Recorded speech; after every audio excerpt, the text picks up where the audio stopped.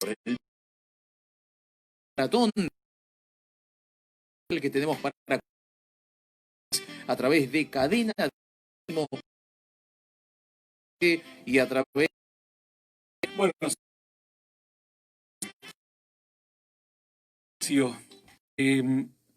lo que tenemos que era, aún en estos días sucede, era más fácil hacerle poner una burka a la mujer antes que decirle que la mujer se vista normal y que el hombre cambie su forma de pensar, sustentación, porque he visto personas que usaron polleras hasta el piso y cayeron en adulterio, como también he visto personas que usaban prácticamente micro minifaldas y también cayeron en adulterio. La vestimenta, dice la Escritura, que debe ser pudorosa. La vestimenta tiene que ser sin ningún tipo de ánimo de seducción, con decoro. Ese es el único objetivo. Ahora, las modas y los tiempos van cambiando. Así como José se tuvo que vestir, o supongamos, un cristiano en la época en Escocia usaba polleras. Podríamos haber dicho entonces que el cristiano que usaba pollera estaba queriendo hacerse una mujer. No, era parte de la costumbre de la vestimenta de ellos. Las sociedades van cambiando y la voluntad de Dios no es hacer un manual de vestimenta para el año 2012, para el año 2020, para el año 1900, para el año 4000. Dios sabe que las sociedades van cambiando, que las costumbres van cambiando, pero Dios dice, mi voluntad es esta: el respeto a la vida, el respeto a la familia, el respeto a los valores, el no entregarse a los placeres prohibidos o incluso a los placeres por más que sean permitidos, es decir, como la gula, la comida. Yo puedo comer lo que quiera, pero tampoco voy a terminar comiendo hasta que mi salud corre riesgo o termine esclavo de la comida. Dice que es otra especie de idolatría, o ser un avaro, o ser una persona que tenga cosas malas en el corazón. Los objetivos de Dios siempre son los mismos. La vestimenta no tiene que representar un problema en una comunidad cristiana o en una comunidad de hombres y mujeres que buscan a Dios. Si una persona va a una playa, yo no veo que pastores se tiren con traje y corbata a la playa, o al río, o a la pileta. Si no, tienen que decirle a los pastores o a los líderes espirituales que está prohibida la pileta, porque si se tiran una pileta se van a tener que tirar con un short. Y si no, se tienen que tirar con traje y corbata. A un pastor sucedió una anécdota, que ayer teníamos anécdotas, y este pastor se fue a un hotel y las hijas querían tirarse a la pileta. El tema es que las hijas jamás en su vida se habían puesto una ropa de baño ni de casualidad. Entonces se fueron con la ropa que tenían. Estaban con la ropa normal. Vino el de el encargado del hotel o del lugar donde estaban ellos, no recuerdo si era un hotel o una piscina pública exactamente. El asunto que vino y les dijo, tus hijas no pueden estar acá con camisa, tirarse a la pileta con camisa, con polleras o con pantalones. Faltaba que se tiren con zapatillas, nada de comedias.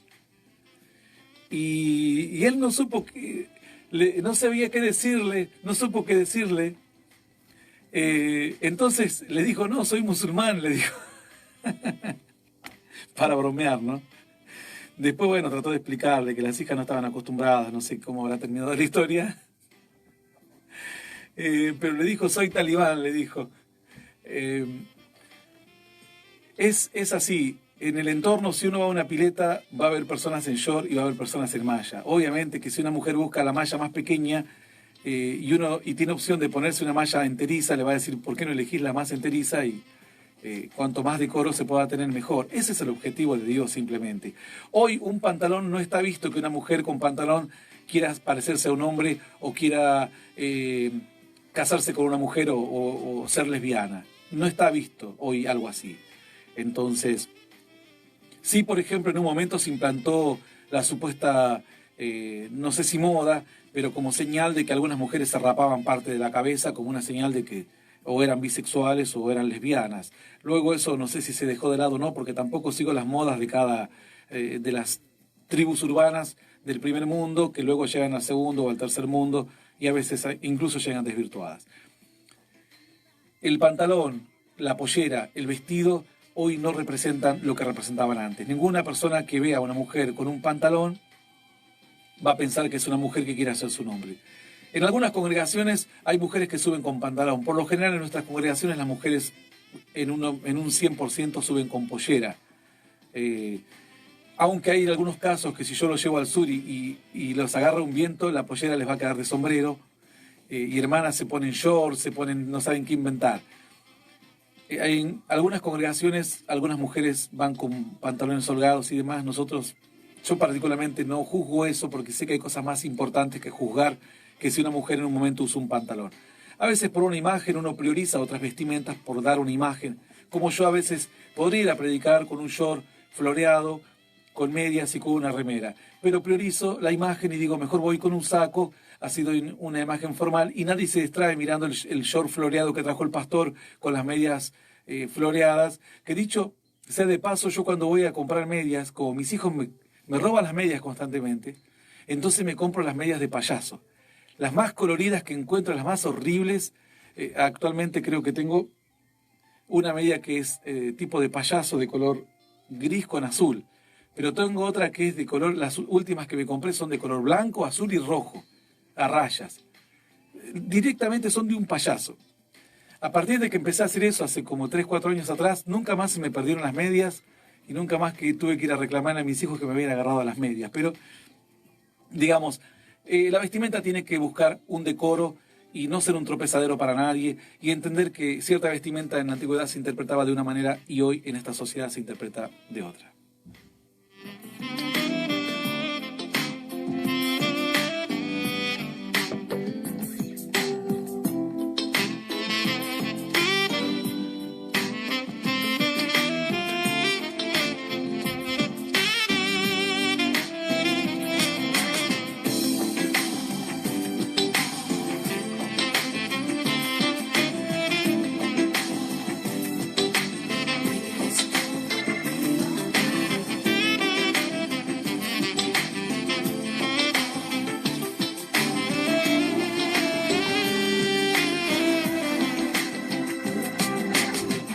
Bueno, seguimos aquí en nuestro consultorio de consejería orientativa.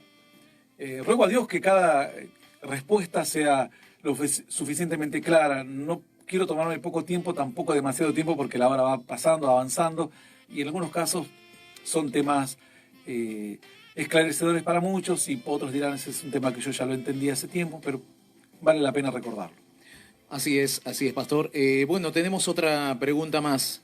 Florencia de Mendoza dice, ¿cómo responderles de manera correcta a aquellas personas que dicen que la Biblia fue escrita por hombres y por lo tanto no creen ni una palabra de lo que se dice? Es que en ningún momento decimos que la Biblia fue escrita por Dios. La Biblia fue escrita por hombres, hombres inspirados por Dios. Hay músicos que dicen que artistas que compusieron sus grandes obras o se les ocurrieron grandes ideas por una musa inspiradora. Esa famosa musa inspiradora era algo que les venía a ellos, que no estaba en ellos, misteriosamente, a veces en las noches, de día, alguna como una inspiración sobrenatural que les vino a ellos, les tocó y los transportó a inventar otras melodías, a ingeniarse con otro ingenio que ellos no tenían. Muchos científicos hablan del famoso eureka, aquella chispa de ingenio que ellos sabían que no estaba en ellos y que fue como un clic que les sorprendió en un momento. Y de repente se les ocurrió una idea, combinar elementos, moverse hacia otro campo de la ciencia y combinarlo con otro, y dieron origen a inventos revolucionarios. Ese fue el momento eureka. Para los artistas es el momento de la musa inspiradora. Pero siempre actuaron ellos como hombres. Ellos dijeron recibir algo externo. Ahora, nosotros los creyentes creemos que hay una fase espiritual que está atravesando todos los tiempos y las edades. Los científicos al principio se reían. Hoy todos los científicos hablan de que hay probablemente varias dimensiones espirituales y materiales entrecruzándose en esta misma realidad. Hoy los científicos y gente estudiosa habla de un multiverso, por ejemplo, universos paralelos.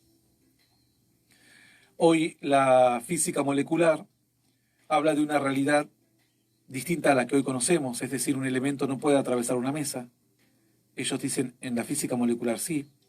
Un elemento no puede estar en China y en Asia y en México al mismo tiempo. La física molecular dice sí. Una persona puede estar en los dos lugares al mismo tiempo. Entonces, un nuevo campo de una física con otras leyes. Las leyes físicas dicen que ningún ser humano puede salir volando a la estratosfera, pero hay otras leyes físicas que plantean otras realidades. En la vida espiritual nosotros sabemos que hay otra realidad. Los libros de la Escritura fueron escritos por hombres, e incluso esos hombres mismos dijeron, sentí una voz, escuché algo que me decía, escribe lo que ves. Y pusieron a escribir.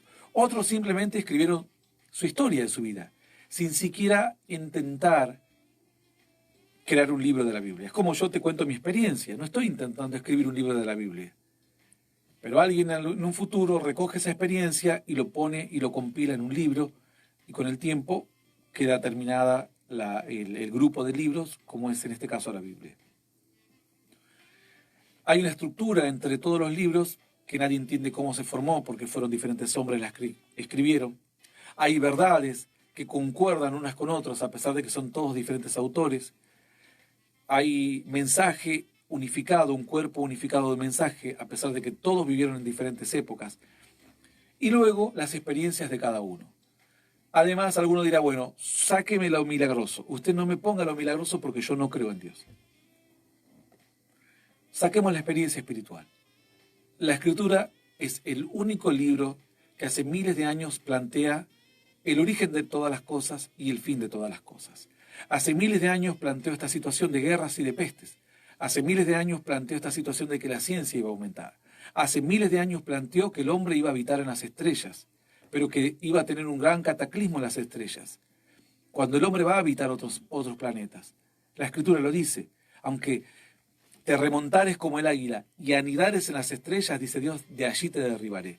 Es decir, la soberbia del hombre va a hacer que incluso su aventura a las estrellas sea catastrófica. Ojalá el hombre vaya a las estrellas como un propósito de dominar lo conocido. Porque Dios le dijo al hombre, multiplicaos, sojuzgad la tierra, vivir en ella.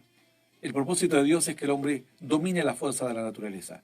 Si nosotros entendemos que hay alguien que creó todas las cosas, la única respuesta está en la Biblia. Un ser superior. La gente dice que lo creó un extraterrestre, la gente dice que lo creó la casualidad.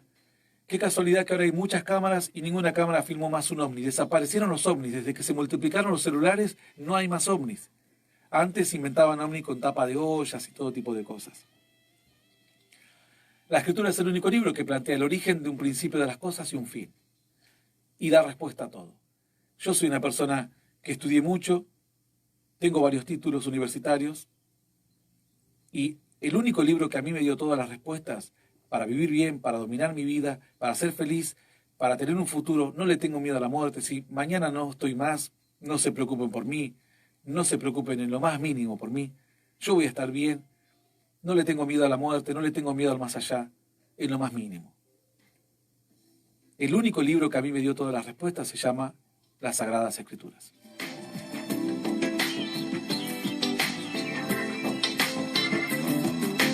Espero sea una respuesta que pueda cumplir con el propósito de disipar todas las dudas, de no saber cómo responder la Biblia, sacando lo milagroso. Además, todo esto luego se refuerza por los milagros, se refuerza por las experiencias espirituales, por los sueños, por los milagros en la casa, por las experiencias de fe que uno tiene. Y las señales, no solamente milagros, señales que estamos viendo día a día. ¿Tenemos más preguntas? Así es, pastor, tenemos más preguntas. Tenemos más preguntas que, bueno, habían enviado con respecto a lo que está sucediendo, ¿no? Lo que está pasando. Están hablando mucho del nuevo orden mundial. No sé si eso es un invento. Dicen, ¿qué es el nuevo orden mundial? A ver, es un tema muy largo. Vamos a tratar de ser lo más... Tengan en cuenta que es una consejería orientativa, estamos en un medio de comunicación y hay muchas respuestas que darían para horas de charla. Tratemos de resumir un poco. En el mundo existieron siempre grupos que de alguna u otra manera quisieron estar fuera de la manada, o dominando, o sabiendo algo que otros no sabían. Siempre hubo líderes,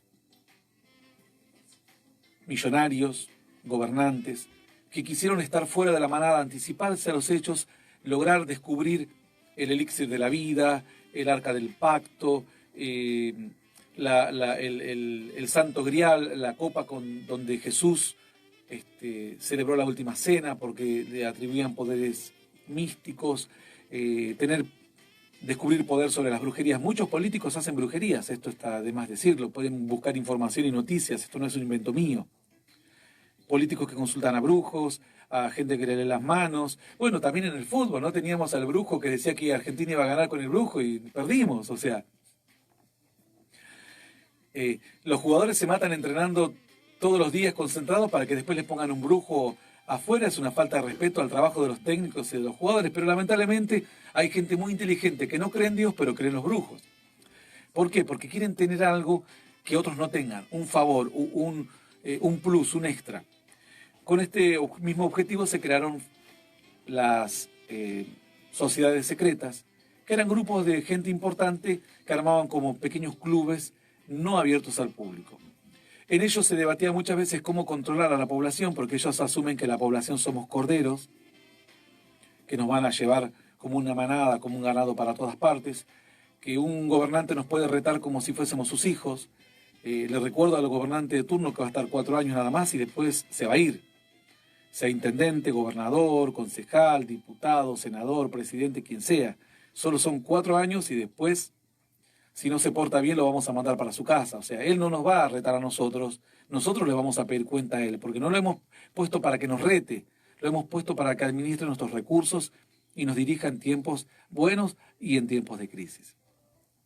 Pero a veces el poder, el dinero tienta a esta gente. Existen enfermedades del poder, como ese síndrome de Ubris que tanto se habló hace un tiempo, y han creado sociedades secretas, sociedades que se han iniciado, algunos dicen, como los masones, que eran grupos de constructores que tenían otra ciencia distinta a los mortales. Hasta el día de hoy se sigue alabando la forma en que fueron construidas las pirámides, que coinciden las caras con ciertos tiempos de las estaciones del año, cierta salida y puesta del sol y demás. Ellos poseían una tecnología, un conocimiento que la gente no poseía. Luego hubo gobernantes en diferentes países del mundo, en diferentes épocas, que también formaron sociedades secretas para tener un poder extra, dominar a las masas, e incluso en estos días, muy poca gente habló de Chelsea Manning, el soldado Chelsea Mann y Manny, eran soldados norteamericanos. Uno de ellos está en Rusia, que es, ya me va a venir el nombre de este varón, de este joven soldado, y otro es el que filtró la información.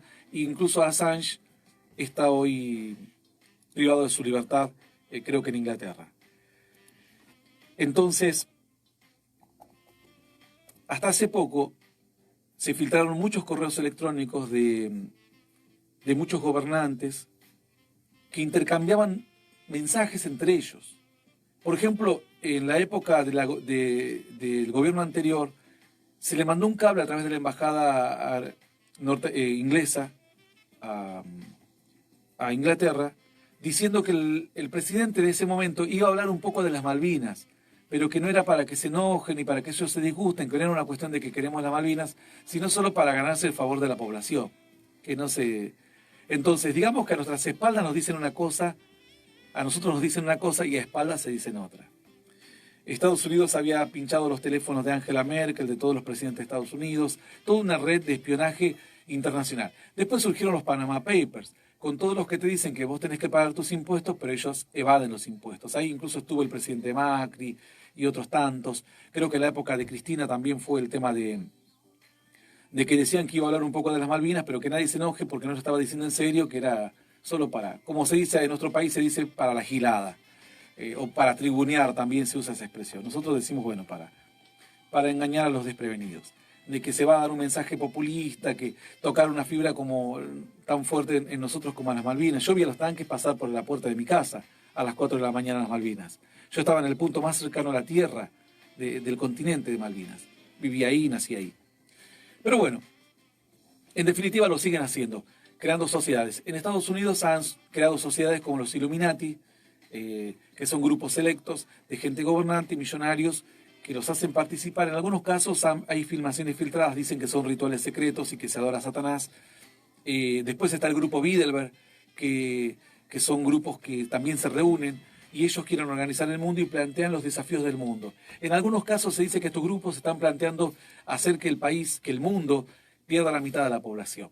Permitir que haya guerras, permitir que haya hambruna, permitir que haya malaria, incluso permitir que haya ciertas pestes para que se muera la mitad de la población, porque tanta gente le termina arruinando los lugares turísticos a los ricos, por decirlo de una manera. O sea, tanta gente va a terminar talando los bosques donde los ricos están hoy se fueron a refugiar. Apenas ocurrió la pandemia del coronavirus, los ricos se fueron todos a refugiarse en sus mansiones o en sus lugares donde pueden disfrutar del aire puro, ríos, bosques y demás. Existen los grupos y las sociedades secretas. Se conocen como los Illuminati, algunos de ellos, el grupo Bilderberg. Los masones son un resabio de grupos. San Martín también fue fue masón. En Estados Unidos hubo muchos presidentes masones, y logias, que eran también grupos secretos, que todos planteaban, en algunos casos decían que hablaban cuestiones de caballeros, pero en otras también se hacían pactos de silencio, y se adoraban a seres espirituales misteriosos o paganos. O en otros casos directamente al diablo, como se los acusa que los Illuminati adoran directamente al diablo. Existen muchos grupos y sí, es real, existen, están. No se sabe cuánto realmente es el poder, pero lo que se sabe, por ejemplo, que muchos que han sido candidatos a presidente de Estados Unidos fueron invitados antes a participar de los grupos como los Illuminati y luego fueron presidentes de Estados Unidos. Algunos dicen es casualidad, otros piensan que no es casualidad.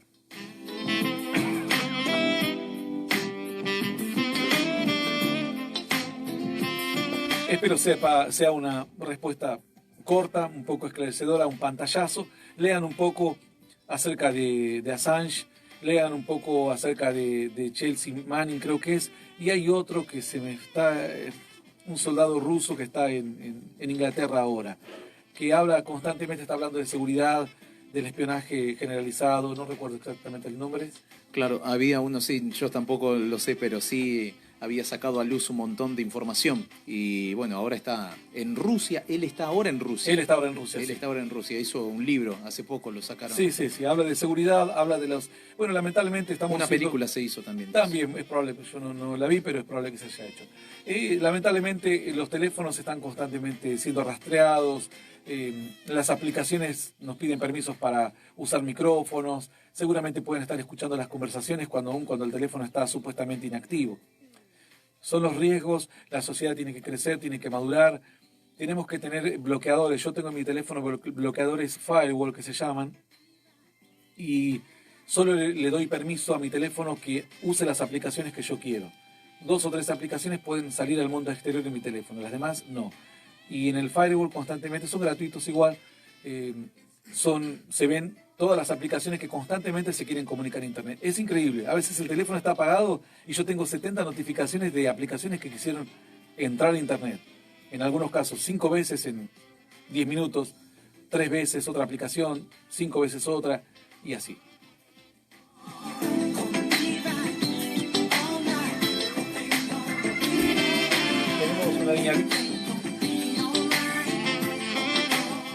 Tenemos una línea de comunicación abierta. Claro. Tenemos el 011 51 38 36 25. ¿Puedes mandar un WhatsApp? Sí. Si estás en el exterior, recuerda de poner el código 54 que pertenece al país. Así es, 54 011 51 38 36 25. Muy atentos están todos. Muchas gracias, pastor. Dicen, qué buena información, qué fortaleza me da. Dice también los hermanos, ¿no? Todos los que van contactándose. Hay varias preguntas más, pastor, que tienen con respecto a la Biblia también. Bueno, siguen con la enseñanza de la palabra, ¿no? Vamos a tomar este tiempo para esclarecer. Podemos hablar un poco del coronavirus, como hemos hablado ayer. Tenemos otros temas también que están ahí pendientes. Tenemos un versículo del día, vamos a recordarlo. Vamos a recordar el versículo del día, lo puedes encontrar en el libro de Deuteronomio capítulo 31 versículo 8. Dice así la palabra del Señor: y Jehová va delante de ti, Él estará contigo, no te dejará ni te desamparará, no temas ni te intimides. Deuteronomio 31, 8. Esto es lo que dice la palabra de Dios. Bueno, vamos a seguir desarrollando esto porque parece interesante para dudas que quizás alguien las expresa, pero son las dudas que otros tienen y nunca las han alcanzado a aclarar. Y hoy puede ser un buen momento para esclarecer varias interrogantes que tenemos acerca de la Escritura o incluso acerca de la vida, y que a veces hay tanta desinformación, incluso en los medios de comunicación. Tristemente hoy los medios de comunicación están en una decadencia brutal, porque se ha pasado de los periodistas objetivos al periodista militante. Pero eso es algo totalmente nocivo, porque depende de qué partido político sea, ¿hay coronavirus o no hay? Claro. El gobierno hace las cosas bien o hace las cosas mal. Depende de qué apoyo recibas económico. Pero la víctima aquí es la comunidad, que no escucha una voz lo más imparcial posible. Sabemos que nunca existe la gran imparcialidad porque uno habla desde una subjetividad. Pero uno hace un esfuerzo por ser imparcial, por no querer estar ni de esta vereda ni de la otra, y tratar de charlar y de hablar de alternativas, cosas que cuando uno tiene miedo que el presidente lo rete o que le saque la pauta publicitaria, le gustaría poner un punto de vista en una temática, pero no lo hace porque existe también la autocensura por parte de los periodistas, que también tienen que cuidar su fuente de trabajo. Así es, así es. Vemos que hay periodistas que los han despedido hace poco y salieron a decir en todos los medios que los despidieron porque ya no se podía trabajar más ahí sin respetar las órdenes de arriba. Claro, no tenían decisión propia de poder expresar periodísticamente.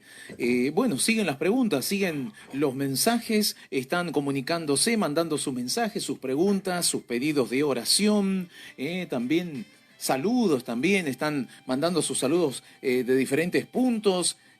Bueno, nos han escrito pastores también comentándonos cómo está la situación en sus diferentes localidades. Vamos a esa información también que tenemos y bueno, de esa manera nos están comunicando cómo está la situación. Por ejemplo, lo tenemos al pastor Daniel García. Buenas tardes, dice de Caleta Olivia.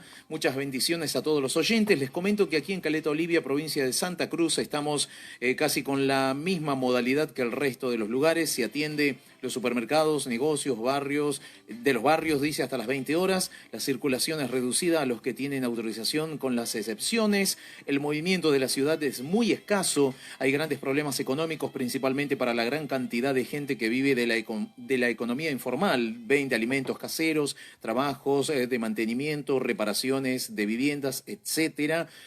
Todo se ve potenciado con la falta de alimento en los comedores comunitarios. Muchos de los comedores han cerrado y las familias no saben a quién recurrir. Hoy ayudamos con alimentos a un barrio muy necesitado, pero es obvio que no alcanza, teniendo en cuenta que recién son los primeros días. Esto se va a potenciar mucho más. Se ve una situación muy difícil casi en toda la ciudad. Aún los que puedan cobrar un sueldo a fin de mes tienen casi todo embargado por créditos que tuvieron que sacar por el atraso, el pago escalonado del Estado. Lo compensaban con trabajos particulares que hoy no pueden hacer. Una situación muy crítica que se suma a los precios que aumentan a pesar de todo.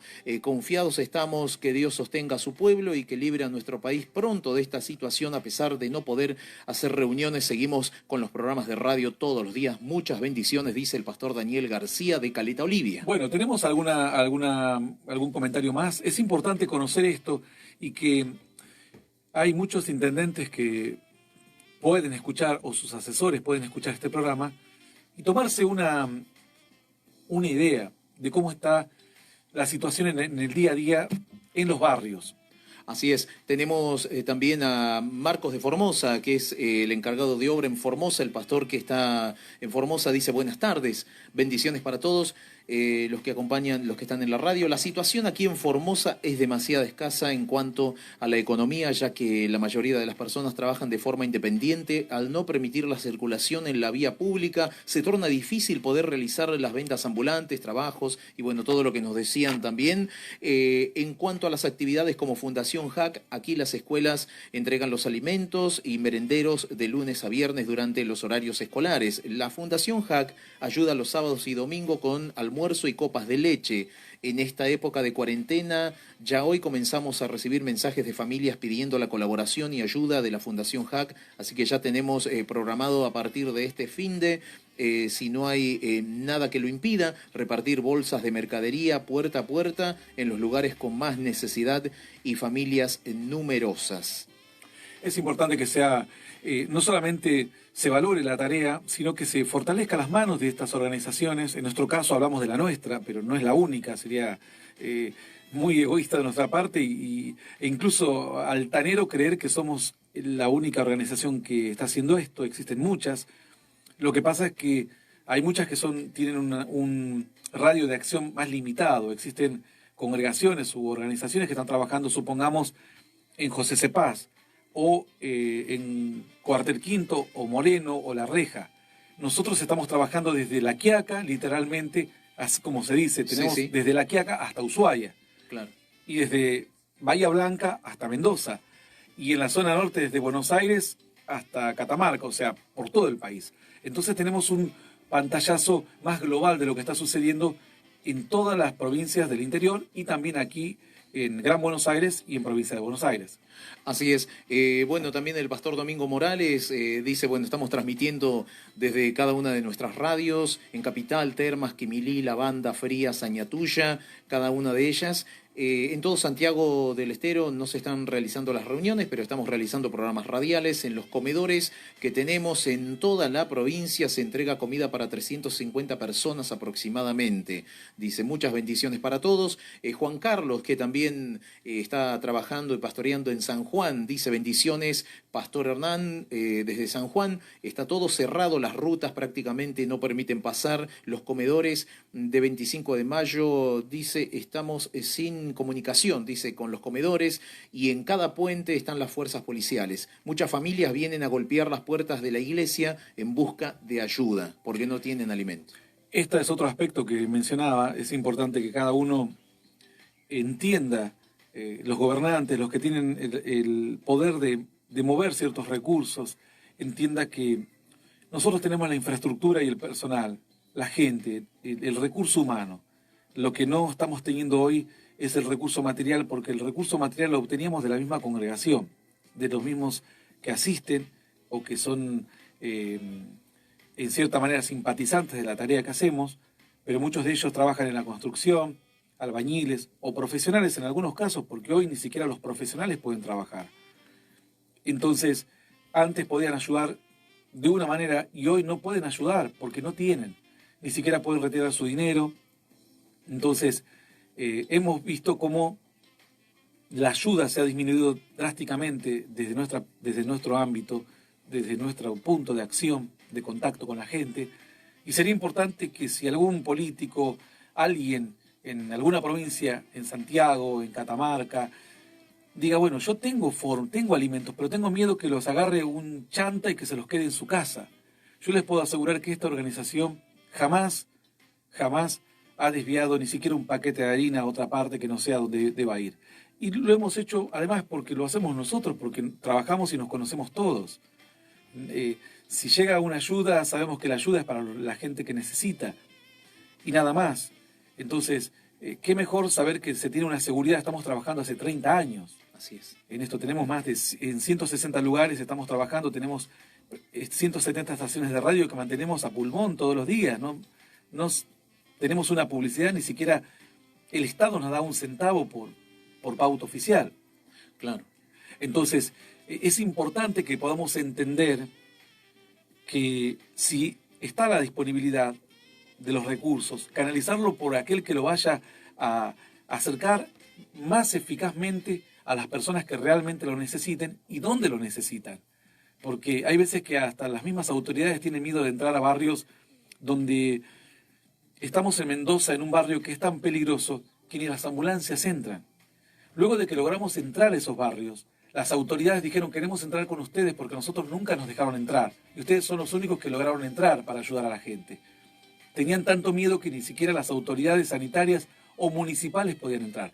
Vimos hace poco aquí en el Gran Buenos Aires que sacaron a piedrazos a patrulleros. Así es, sí, sí. Y eso que no era un barrio de extrema pobreza o una villa miseria o un asentamiento. Hay lugares donde hoy la policía no está entrando, no entran. No entran porque saben que corre riesgo su vida, porque la misma población ahora está con bronca, con impotencia, y quizás equivocados no saben por dónde canalizar la impotencia, porque dicen: ¿qué hago? No puedo salir, pero tampoco puedo trabajar y tampoco tengo para comer, y encima la lechuga que valía 20 pesos, 50 pesos, ahora vale el doble. Entonces, tenemos que ser sensibles, y si esta es una de las formas de aliviar la situación, bueno, nosotros estamos disponibles y bienvenido sea.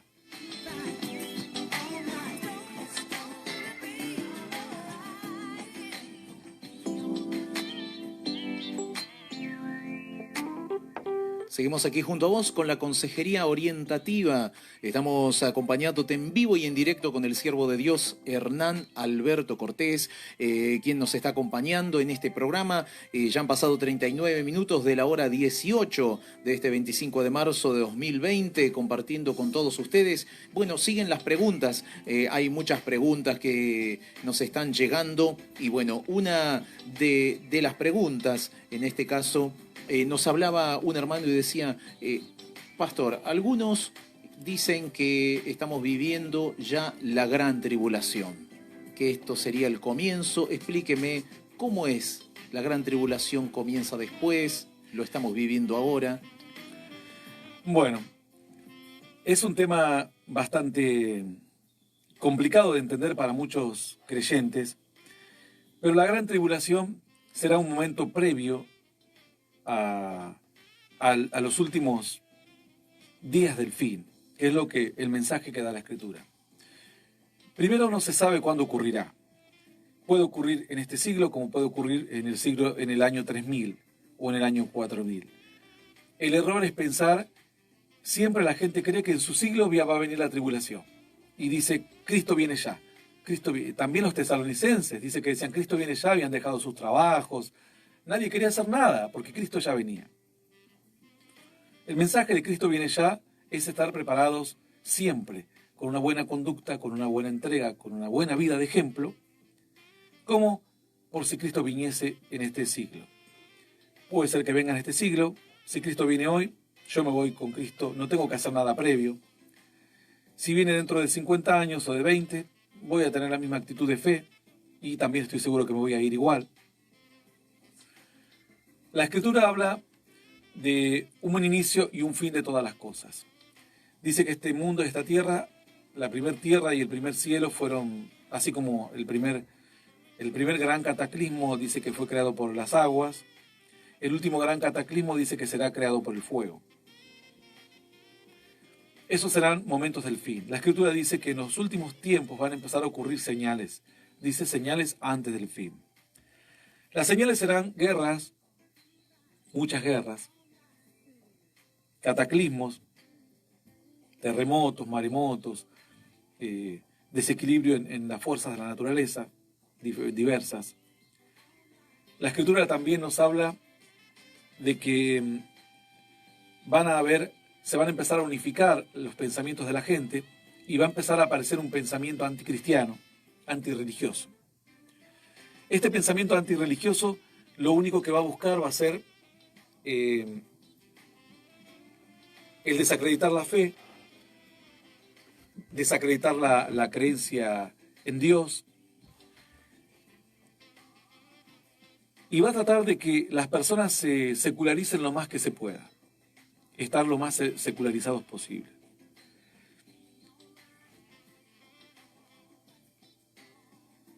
La palabra de Dios dice: cuando venga el Hijo del Hombre, ¿hallará fe en la tierra? Es decir, se va a secularizar la gente tanto, o sea, dejar de creer en Dios, dejar de creer en un ser superior, que la gente va a ser algo raro creer en Dios en esos días, totalmente extraño. Cuando venga el Hijo del Hombre, ¿hallará fe en la tierra? Dice la Escritura que habrá terremotos, habrá crisis en uno, pestilencias en uno y en otro lugar, pero no temáis, dice Dios, que esos son principios del fin, principios de dolores, pero aún no es el fin. Antes de que sea el fin, dice la Escritura que la mujer dio a luz un hijo varón y el dragón, que Satanás quiso ir a devorarlo, pero fue protegida milagrosamente la mujer y fue salvada.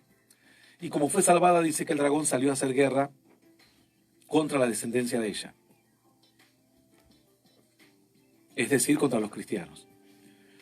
Habrá entonces persecución en los últimos días y antes de que venga la gran tribulación, la iglesia de Cristo va a desaparecer de la tierra.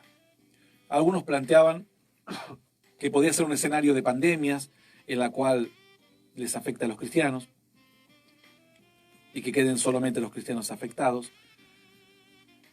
Otros planteaban que iban a desaparecer directamente de la tierra, no los iba a encontrar nadie. No lo sabemos con exactitud. Puede ser que queden tirados y Dios se lleve su espíritu, más no su cuerpo. Otros dicen que, según algún texto que dice que seremos transformados en el aire y transformaremos un cuerpo humano material en un cuerpo espiritual.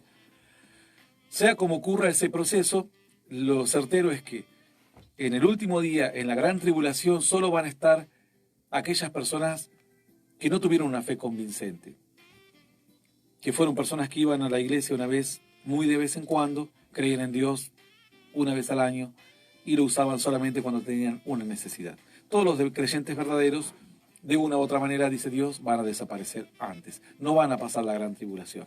Así que para que sea un poco más claro tu respuesta, hoy no estamos viviendo la gran tribulación, no hay señales de que los siervos de Dios o los verdaderos siervos de Dios hayan desaparecido, ninguno desapareció.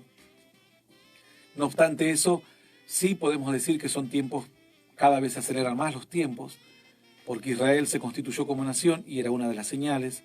Israel hasta hace no muchos años no tenía tierra, hoy tiene tierra. Están transformando los desiertos en áreas sembrables, una de otras demás profecías de Dios. Están buscando un pacto de paz. Dice que finalmente van a levantar un templo y ahí se va a sentar el anticristo y va a querer ser un gobernante grande. Antes de esto va a salir la bestia que se le va a dar, infundir aliento de vida. Algunos piensan que va a ser una supercomputadora con inteligencia artificial. Dice que se va a perseguir a los que queden vivos y no van a poder comprar ni vender si no tienen autorización de los gobiernos.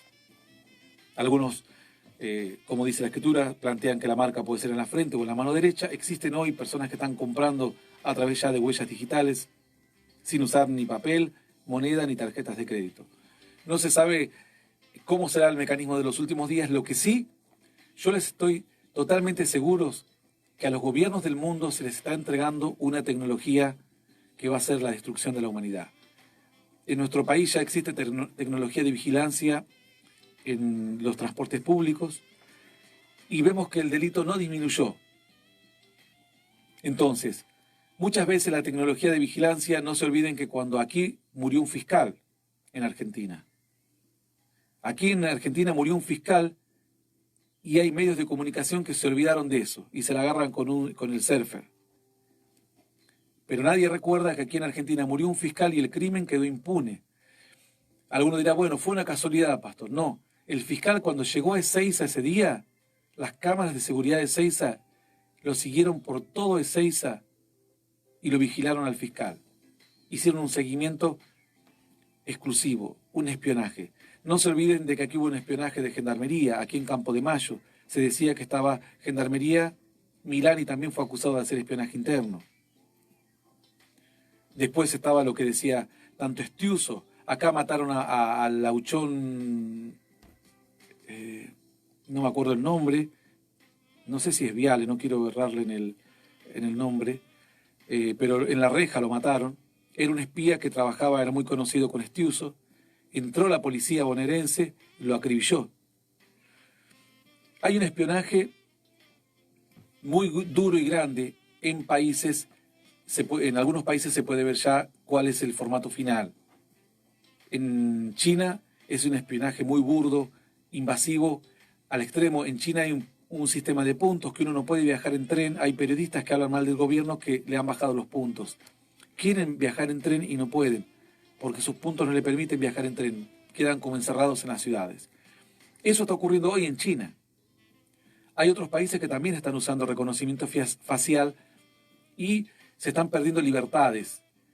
Y esta gente que estamos eligiendo como gobernantes están usando mucha tecnología para controlarnos y perpetuarse en algunos casos en el poder y no para beneficiarnos y para hacernos la vida más simple.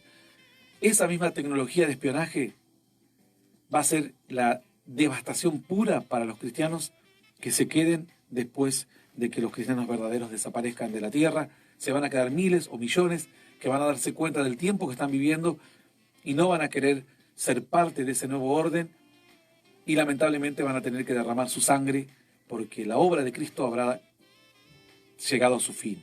La sangre de Cristo ya no tendrá valor para ellos. Ahora tendrán que derramar su propia sangre.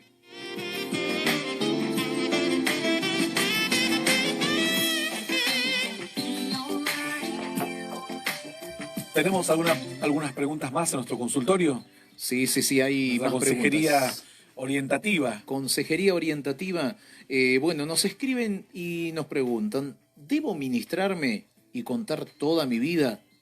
¿Y cómo saber si la persona que me ministra es un siervo o una sierva confiable?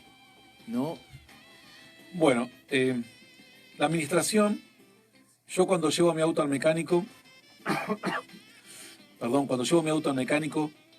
no le digo revise desde la rueda hasta el levantavidrio, revise desde la bisagra de la puerta trasera hasta la luz de giro. Yo cuando voy al mecánico le digo, no funciona la luz alta, y él me arregla la luz alta. No funciona el freno, y él me cambia las pastillas de freno. La idea de la administración es encontrar una guía para aquel que te está guiando de qué conductas o qué situación te lleva a repetir esa conducta. Pongamos un ejemplo. El joven dice, yo no sé por qué miro pornografía y no paro de mirar pornografía. Entonces uno le pregunta y le dice, ¿vos tenés el teléfono en tu casa? ¿Vos tenés la computadora en tu habitación? Le pregunta los datos mínimos. Datos mínimos. No le decimos, ¿y qué clase de pornografía mirás? ¿Vos mirás pornografía, orgías mirás? ¿Qué otra cosa mirás?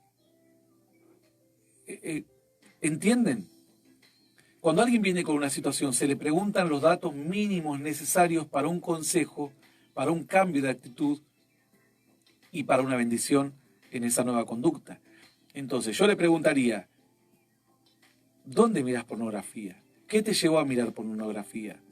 Tratar de atacar esos dos aspectos, el motivo y la oportunidad, y darle consejos. Si tenés una computadora en tu habitación, anda y ponela en el living, cosa que esté al tránsito de todos y no te tientes a ver pornografía. Estando en tu habitación te vas a tentar porque estás solo. Ponela en el living, navega ahí todo lo que quieras y van a ser mínimas las chances de poder navegar allí en pornografía porque tu familia está constantemente transitando ese aspecto o ese espacio de la casa. Luego le preguntaría qué es lo que te llevó a mirar. No le preguntaría si tuvo encuentros con cuántas personas o algo. Simplemente le preguntaría, ¿tuviste experiencias de niño? ¿Cómo hacer? Y buscaría el motivo. Trataría de ministrarlo acerca de eso, de lo nocivo que es sobreestimularse, darle instrucciones para que ocupe su tiempo, se inscriba a un club de fútbol, a estudiar inglés, porque el tiempo es el enemigo de los vicios. Sea pornografía, sea juegos, sea ocio, sea comer. Cuando uno tiene tiempo disponible de sobra, es lo peor, porque el vicio o la prueba o la lucha o la tentación usa como combustible, así como nosotros decimos, las aguas servidas, las aguas abandonadas, encubiertas, en charcos, son el caldo de cultivo para que se críen los mosquitos. El tiempo ocioso es el combustible para que yo caiga en tentaciones, en luchas, en prácticas que me van a terminar destruyendo. Entonces, no tengo que contarle toda mi vida a una persona. tengo que contarle, si quiero mi testimonio a grandes rasgos, una mujer puede decir, ejercí la prostitución durante 15 años, pero ahora Dios quiero salir de ello. Ahora, no le tiene que decir la mujer, a ver, pero contame qué clase de prostitución ejercías, y qué hora trabajabas, y con cuántos hombres estabas al día. Esas no son preguntas que nadie las debe hacer.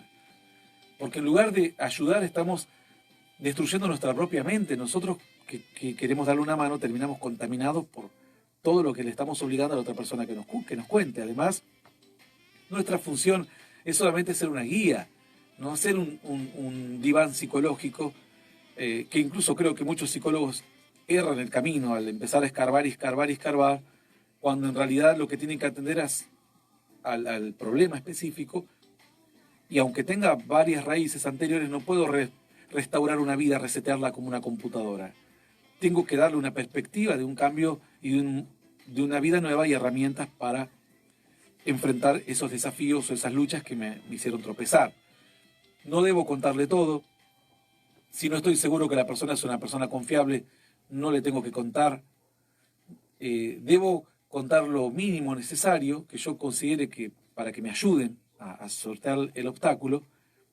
Y de allí la persona que me entrevista, si es una persona espiritual, me dará unas guías, cómo hizo ella o cómo hizo tal otra persona que conoció o un caso conocido para salir adelante. Eso de la sanidad interior, esa fue una moda cristiana que quisieron inventar, impulsada por muchos psicólogos cristianos que creyeron que pueden imponer la psicología en Cristo, pero en Cristo dice la palabra que de modo que si alguno está en Cristo, nueva criatura es, las cosas viejas pasaron, y aquí todas son hechas nuevas. Es más, dice el Señor, que toma nuestros pecados y nuestras iniquidades y los sepulta en lo más profundo de la mar. Si después de todo esto, algo del pasado o algún error todavía persiste en mí, solo tengo que corregir ese error que aún persiste en mí.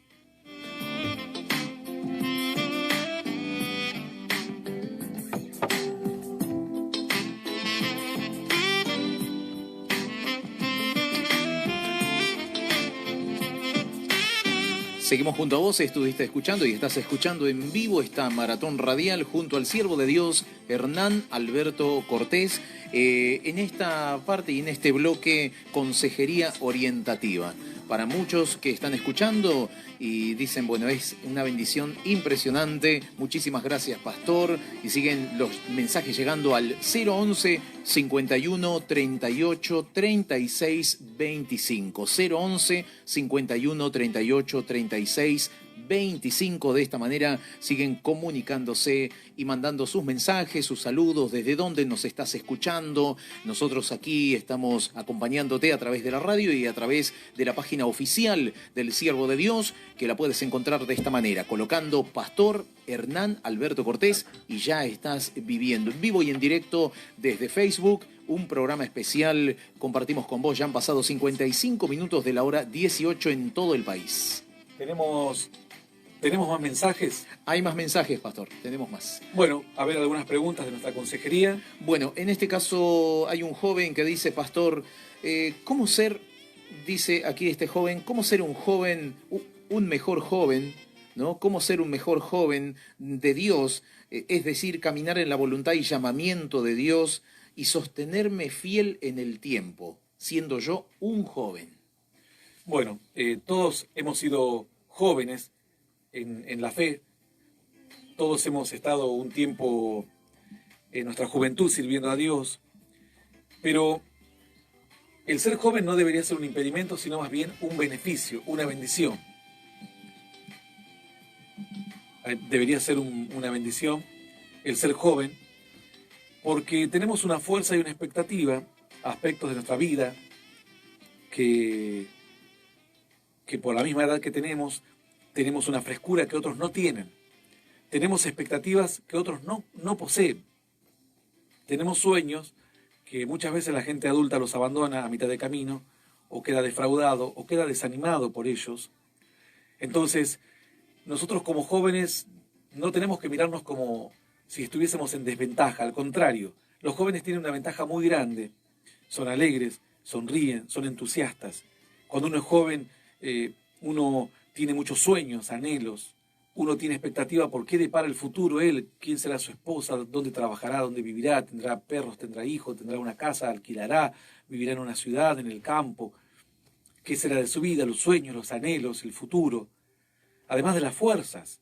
Tiene ánimo para levantarse, ánimo para hacer todo, para emprender. Cuando uno ya es adulto, mucho de ese ánimo queda desgastado, muchas desilusiones nos quitan esas fuerzas de la juventud. Nos faltan no solamente las físicas, muchas veces nos faltan las espirituales, las de la mente, porque los desengaños, las heridas de la vida, de las batallas, de objetivos que nunca pudimos cumplir, de sueños que nunca pudimos alcanzar, muchas veces son esos los sueños que han quedado en el pasado truncos, son los que nos han desgastado, son los que nos han hecho ver que no hay mucho futuro para nosotros. Ni hablar la gente adulta, mucha gente de la tercera edad ya piensa que está de vuelta, que ya no tiene tiempo para corregir ni cambiar nada, ni siquiera influenciar en otros. Lo único que el joven debe cuidarse es de no tomar decisiones equivocadas en la elección de una pareja, no dejar pasar el tiempo sin tener un seguro de vida.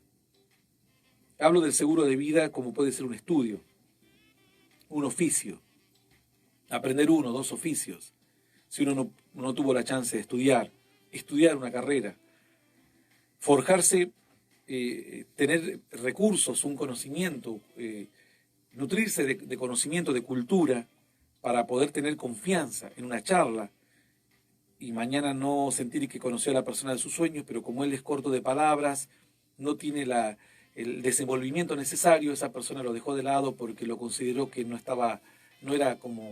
compartía lo mismo que él. Teniendo esto, después podemos ya volcarnos en entusiasmo a servir a Dios, potenciar nuestras cualidades, pero sabemos que paralelamente vamos forjándonos una carrera o estamos trabajando en un oficio o tenemos un emprendimiento e ir trabajando en los 2 aspectos. Van a venir tentaciones, claro.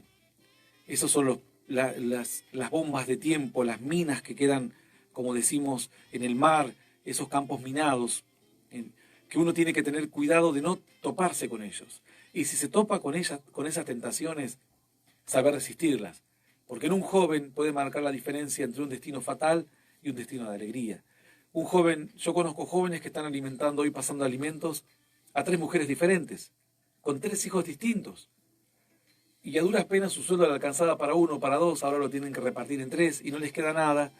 Y han quedado ellos como desilusionados de la vida. Entonces, tener un hijo en la adolescencia sin estar seguro qué es lo que es una familia, ya de por sí tener un hijo es una gran responsabilidad hoy.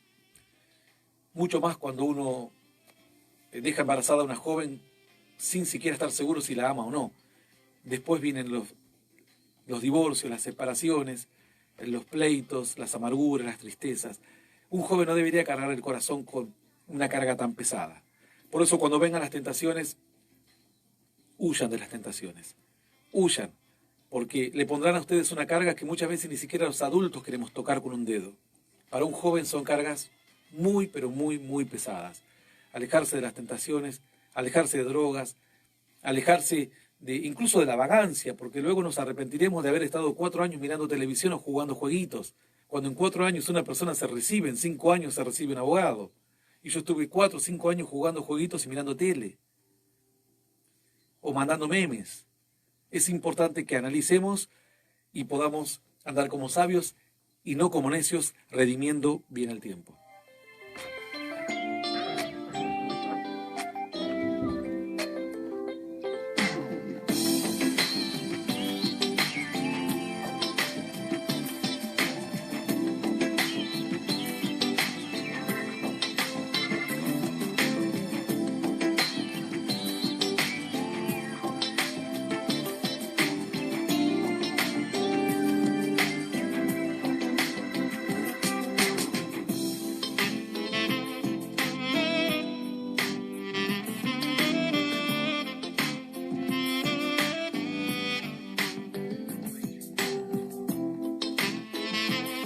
Seguimos aquí junto a vos en este espacio de consejería orientativa. Nos tomamos unos minutitos, unos segunditos para mandar saludos. Hay muchísima gente, bueno, en este caso también a través de internet, por ejemplo, Daniel Gustavo Lozada Espinosa.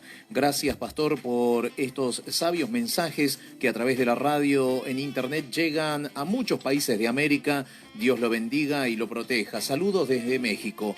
Dice Laura Michel, dice, Dios me lo bendiga. Michelena, Dios me lo bendiga, pastor. Gracias por enseñar tan bien la palabra. Bueno, Eric Camacho, que tiene una pregunta también. Janina Venegas Cabrera, Dios lo bendiga, pastor. Los saludo desde La Rioja. Rodolfo López, bendiciones, pastor. Y de esta manera, a través de internet, de la página oficial del Siervo de Dios, Pastor Hernán Alberto Cortés, a través del Facebook, en vivo, compartimos en vivo y en directo con todos ustedes, a través de la radio también, estamos transmitiendo Palabra de Dios. ¿Tenemos algunas preguntas más? Claro, hay más preguntas, tenemos más preguntas. En este caso, bueno, nos está preguntando Eric Camacho con respecto a los sueños, si hay... Otra hermana más que también me decía en el mensaje, pastor, tengo muchísimos sueños, describía uno de ellos, ¿no? Pero dice, si es correcto tener tantos sueños, voy teniendo muchos sueños, y en este caso Eric dice, ¿cómo diferenciar a un sueño de Dios, un sueño del mal, que no es de Dios? Bueno, en primer lugar, uno tiene que entender que los sueños es una actividad normal del ser humano soñar. El asunto es establecer la diferencia entre un sueño que tenga un significado y un sueño que no. Podemos soñar muchos sueños en nuestras vidas, en un mes, en medio año, por ejemplo, pero ninguno de ellos ser un sueño que tenga un significado. Yo nunca pongo como sueño de Dios todo lo que sueño. Hay momentos en que entiendo que hay sueños que simplemente son sueños como una actividad humana y nada más. Cuando uno tiene un sueño de Dios, ese sueño después se confirma con otro sueño, con otra señal, se confirma con una palabra de un siervo. El sueño va tomando otras dimensiones. Pero no puedo, desde un sueño, partir de un sueño para decir que Dios me está hablando. El sueño es una señal que va a ser confirmado por otras señales. Yo no puedo partir de un sueño y decir, este sueño es el mensaje. Recordemos el caso de Faraón. Dice la Escritura que Faraón tuvo un sueño en los tiempos de José. Y él pensó que el sueño era un sueño accidental. Luego volvió a soñar el mismo sueño. Y luego volvió a soñar otro sueño, el mismo sueño, con la misma temática. Entonces, él ahí, después de 3 veces, se da cuenta que este sueño quizás tenía un significado. Y ahí buscó intérpretes. Ahora, si uno sueña un sueño un día, no puede al otro día pensar que es de Dios, automáticamente. Tienen que haber señales, se confirma por una palabra, se confirma por un mensaje, por un hermano, por un comentario de otro hermano que nos comenta cosas similares y que reafirma quizás lo que hemos soñado. Los sueños pueden tener un propósito. Dar un mensaje a mí para prevenirme, dar un mensaje a un tercero. En este caso, Faraón dice que el mensaje era para él. Era un mensaje de Dios. Es como en la fase espiritual es más fácil nuestro consciente, y aquí hay un claro ejemplo, muchas veces nuestra mente bloquea el mensaje de Dios. Porque todo lo queremos pasar por la inteligencia, por la razón, por la calculadora, por la computadora, y ahí es donde cometemos un error. Hay momentos en que tenemos que dejar que Dios nos hable, dejar de lado nuestro razonamiento, dejar de lado lo que hemos aprendido y estar abiertos a ver si tal vez no hay un mensaje de Dios. Dice que en un momento Dios le habla a José y le dice, toma al niño y huye a Egipto, porque van a procurar matarlo. Y así dice que Jesús, desde que nace, termina huyendo a Egipto, no él, sus padres lo llevan. Dios, pasado el tiempo, le vuelve a hablar a José y dice, vuelve a la tierra, porque aquel que procuraba la muerte del niño ha muerto. Ahora es seguro y puedes volver. Entonces, los sueños van a tener un propósito. No son sueños recreativos que me divierten. Tienen que ser confirmados. Siempre hay que ser muy cuidadosos porque a veces Satanás se vale de esas herramientas para confundir a la gente. Y primero tenemos que partir del conocimiento de la palabra. Para interpretar un sueño hay que tener conocimiento de la palabra. Es decir, conocer la voluntad de Dios. Si no conocemos la voluntad de Dios, entonces seguramente podemos interpretar mal un sueño o darle un mal consejo a otra persona. Los sueños siempre van a estar dentro del mensaje de Dios, de la doctrina bíblica. Ojalá Dios pueda hablarnos en sueños. Tenemos que saber también que hay mensajes y sueños que son personales, que no podemos contarlo a otros, porque los demás van a pensar que estamos locos o van a pensar que les queremos demostrar espiritualidad. Es decir, yo anoche soñé, pasan 2 días, tuve otro sueño, pasan 4, tuve otro sueño. Dice que los hermanos a José lo mataron por soñador. Le dijeron, aquí viene el soñador, vamos a matarlo, vamos a ver ahora qué hacen sus sueños. Entonces, muchas veces el compartir un sueño que ha sido con un propósito, un destinatario propio mío, personal, al compartirlo con otro, lo único que hago en el otro es sembrarle la duda, decir, ¿será que este está loco o yo estoy mal que no sueño nada? ¿O será que él está queriendo ser más espiritual que el líder que está en la iglesia porque tuvo más sueños y el líder no tuvo sueños? Entonces, tenemos que ser sabios con los sueños, que hay muchos sueños que son para nosotros, para alegrarnos, edificarnos, enseñarnos algo. Yo he soñado muchas veces cuestiones de la Biblia, que las he aprendido a interpretar por sueños, pero nunca me quedé con eso. Pasado el tiempo la confirmé con la misma interpretación de otros líderes y siervos espirituales de Europa o de Estados Unidos, que ya habían interpretado la misma palabra hace un siglo atrás, pero yo nunca había tenido a nadie que me la enseñe, y sentí que alguien me la enseñó a través de un sueño.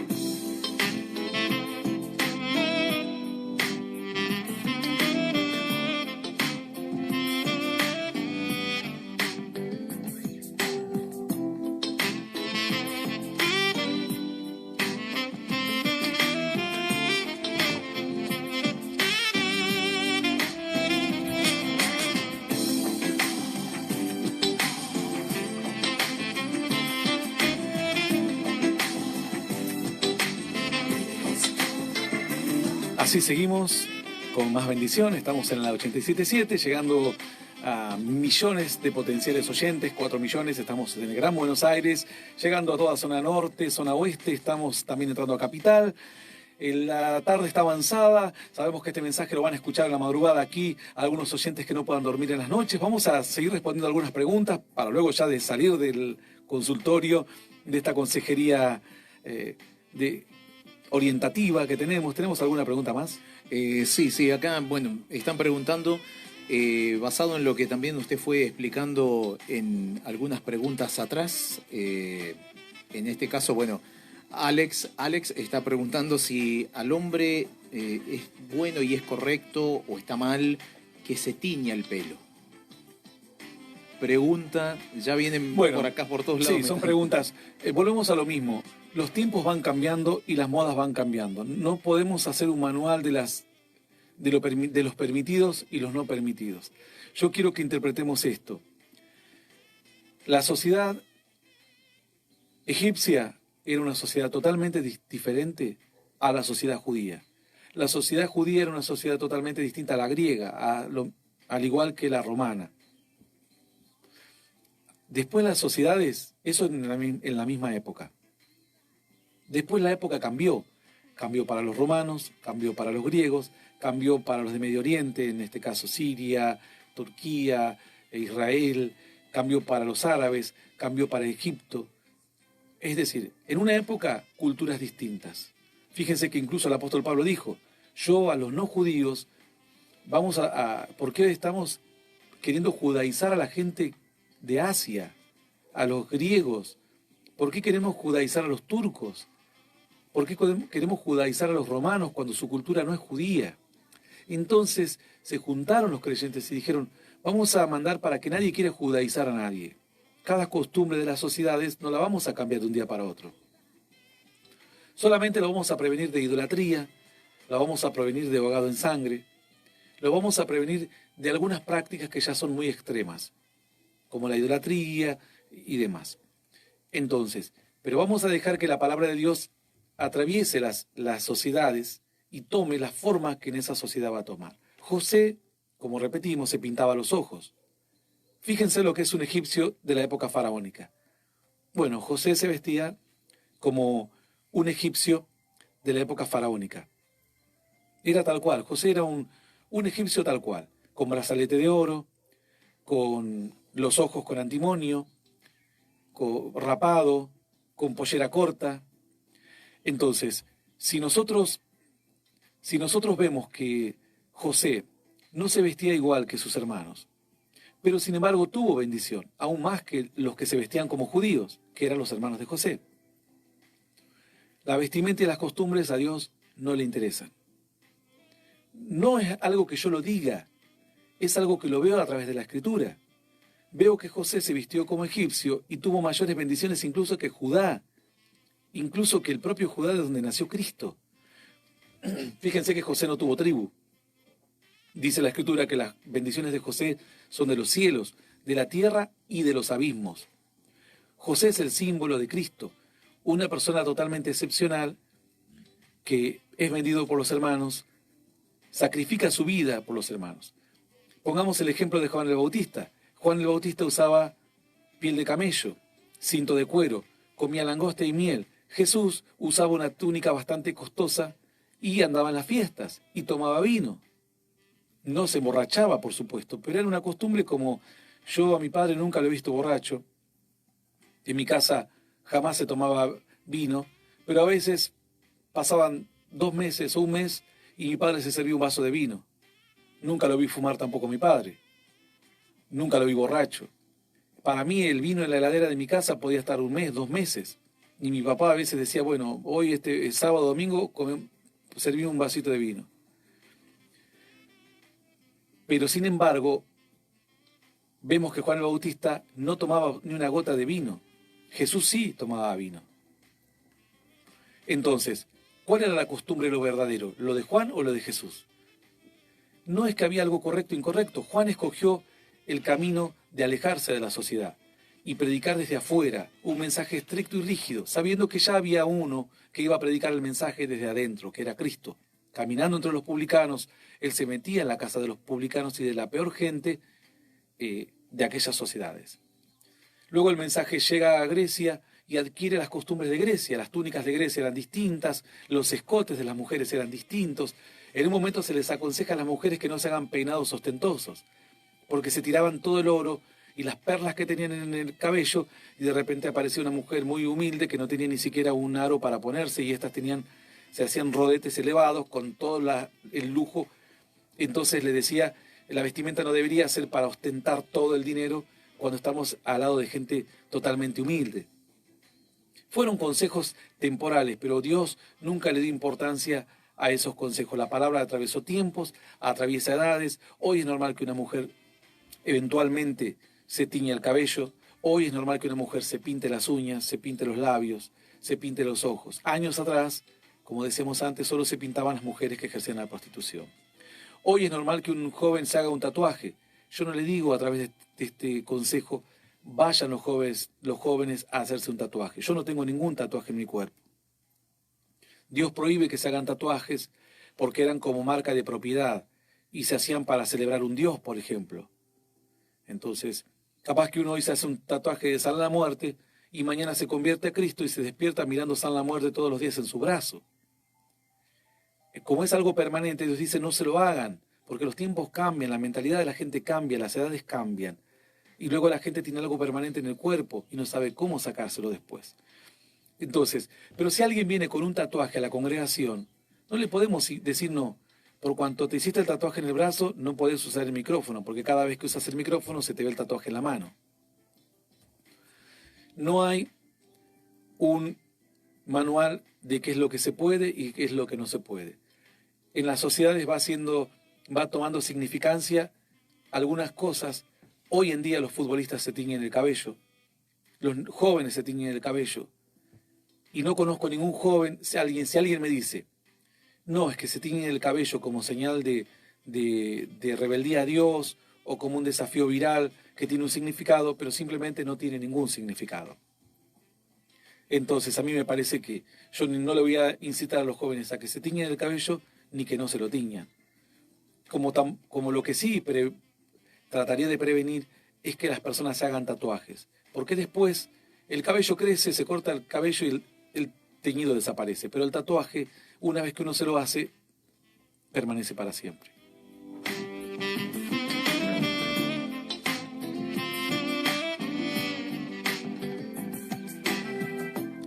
Seguimos aquí en nuestra consejería orientativa. ¿Tenemos algunas consultas más? Sí, aquí hay una consulta bíblica sobre Noé, el hijo de Noé.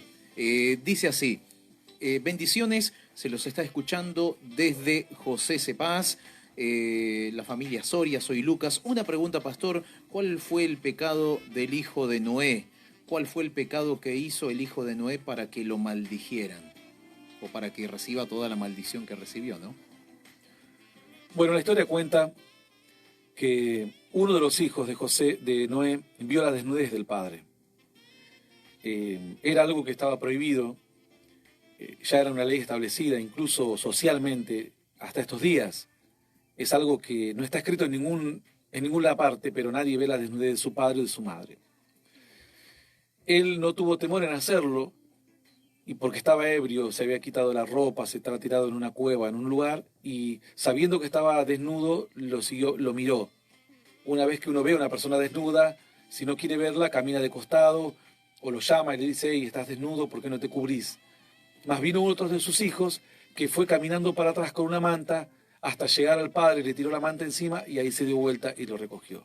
Por eso lo maldijo, porque fue una señal como de una falta de respeto y falta de valores, y mirar la humillación del padre en un momento en que él había perdido la cordura, la razón, por haber visto tanto cataclismo, tanta muerte y tanta destrucción en su momento, en su época.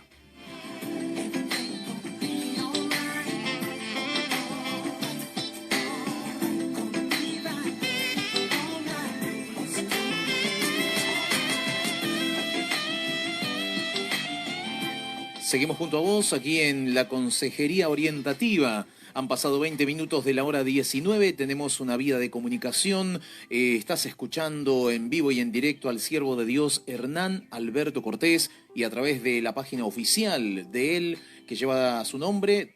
Es así, Pastor Hernán Alberto Cortés, y de esa forma puedes entrar al Facebook, la página oficial, y poder contemplar y ya participar de este programa que transmitimos en vivo a través de internet y en Cadena del Altísimo y en todas las repetidoras que tenemos de Cadena del Altísimo en el país. 011 51 38 36 25 es la vía de comunicación a través de WhatsApp. Un mensajito puedes mandar desde donde nos escuchas, puedes mandar un saludo, compartir lo que Dios ha hecho en tu vida de forma breve, así podemos compartir con todos ustedes. Y bueno, también algunos pastores que han mandado sus mensajes.